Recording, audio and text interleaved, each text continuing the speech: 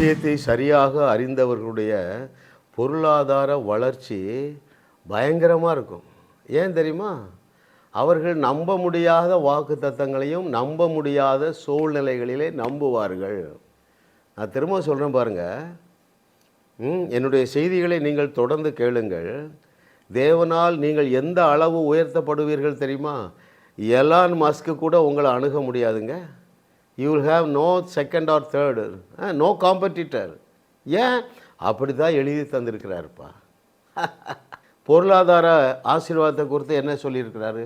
பூமி தாங்க முடியாத ஆசீர்வாதங்கிறார். இரண்டாவது யாக்கோபிட்ட என்ன சொல்கிறாரு? எப்பா நீ படுத்திருக்கிற பூமியையே உனக்கு தர்றேங்கிறார். பழைய ஏற்பாட்டில் மட்டுமா இருக்கு, புதிய ஏற்பாட்டில் இல்லையா? நீங்கள் அனுபவிப்பதற்கு சகல நன்மைகளையும் சம்பூரணமாக தருகிறவர். நீங்கள் அனுபவிக்க வேண்டும், நற்கிரியைகளையும் செய்ய வேண்டும். இந்த இரண்டிற்கும் உங்களுக்கு தேவை ஆபிரகாமுடைய பூமி தாங்க முடியாத ஆசீர்வாதம். அருமையான தேவர்களை இதை ஏற்றுக்கொள்ளுங்க. ஐயா, உங்கள் மூலமாகத்தான் இந்த வையகத்தை வாழ வைக்கும்படியாக தேவன் உங்களை என்னோடு இணைத்திருக்கிறார். நல்லா நீங்கள் தெரிந்து கொள்ள வேண்டும். ரைட்? ஆமாம் ஆமாம் ஆமாம் ஆமாம். பூமிக்குள்ளே இருக்கிற எல்லாமே என்னுடைய பிள்ளைகளுக்குன்னு சொல்லியிருக்கிறாருங்க. கடலுக்குள்ளே இருக்கிற எல்லாமே என்னுடைய பிள்ளைகளுக்குன்னு சொல்லியிருக்கிறாரு. அப்போது கடலுக்குள்ளே இருக்கிற முத்தை நீங்கள் எடுத்து, ரைட், அப்புறம் என்ன, பல தங்க சுரங்கங்களை வாங்கி, இப்படி தாங்க எனக்கு வேதம் தெரியுதுங்க. ஏன் அவ்வளவு ஐஸ்வர்யம் வேணும்? It's a very good question. ஏன் ஐஸ்வர்யம் அவ்வளோ வேணும் தெரியுமா? You are the channel of blessing. நீங்கள் தான் ஆசீர்வாத வாய்க்காலாக, நதிகளாக நீங்கள் இருக்கிறீர்கள். இதை எப்படி புரிந்து கொள்ளலாம் என்று நான் உங்களுக்கு சொல்ல கேளுங்களேன்.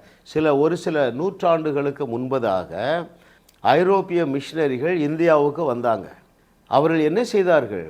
நூற்றுக்கணக்கான ஆலய கட்டிடங்களை கட்டினாங்க, நூற்றுக்கணக்கான பள்ளிக்கூடங்களை கட்டினார்கள், நூற்றுக்கணக்கான கல்லூரிகளை கட்டினாங்க. Madras Christian college 400 ஏக்கருங்க. நுங்கம்பாக்கத்தில் எது நம்ம லோயலா காலேஜ், அது ஒரு 100 ஏக்கர் இருக்கும். See their mind. உங்கள் எண்ணங்களை பெருசாக்குங்க, பாத்திரங்களை பெருசாக்குங்க, உங்களுடைய என்னது ஸ்டோர் ஹவுஸை பெருசாக்குங்க, எண்ணங்களை பெருசாக்குங்கள். ஏன்? உங்கள் மூலமாக தான் இந்த வையகத்துக்கு பொருளாதார உதவியையும் கொடுக்க அவர் ஆவலாக இருக்கிறார். That is his desire. That is his design. Amen. அருமையான தேவர்களே, சற்று யோசித்து பாருங்களேன். பாருங்கள், நான் அடிக்கடி வட இந்தியாவுக்கு போகிறேன்.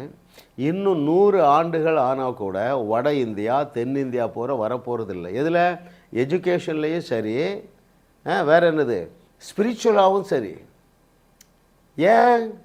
அங்கே பள்ளிக்கூடங்களே இல்லாத தாலுகாக்கள் இருக்கின்றன, ஆலயமே இல்லாத என்ன இருக்குது, டிஸ்ட்ரிக்ட் இருக்குதுங்க. நீங்கள் என்ன செய்யலாம் தெரியுமா? ஒரு 1000 பள்ளிக்கூடங்கள், ரைட், அப்புறம் என்னது, ஒரு 10,000 ஆலய கட்டிடங்க இப்போ கட்டலாம். அவ்வளோ நீடு இருக்குது. ஆகையினால்தான் தேவன் என் மூலமாக உங்களோடு பேசுகிறார். எலான் மஸ்கை விட டாப்பில் தேவன் உங்களை கொண்டு செல்லும்படியாக தொடர்ந்து என்னுடைய செய்திகளை கேளுங்கள். நீங்கள் உங்களுக்கென்று அடைக்க வைத்து கொள்ள மாட்டீர்கள், சகலவித நற்கிரியைகளிலும் பெருகுவீர்கள் என்று சொல்லி 2 கொரிந்தியர் 9வது அதிகாரம் 8வது வசனம் உங்களை பற்றி தான் சொல்லி இருக்கிறது.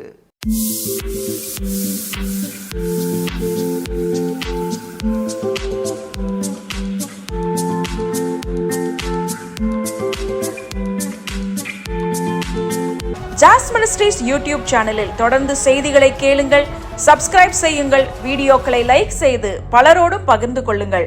அவர்களும் ஆசீர்வதிக்கப்படட்டும்.